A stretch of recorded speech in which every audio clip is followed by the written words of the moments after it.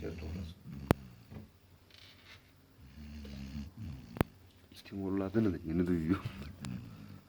Bizim köpek böyle kardeş. Nasıl bir köpeğin var oğlum? Horluyor bu. Bak.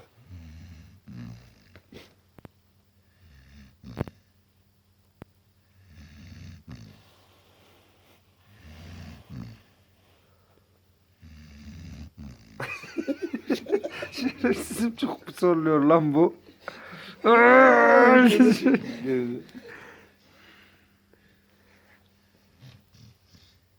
Ayak düştü. Bak lan. Olmayacak mı? Şöyle yapacağım oluyor bak.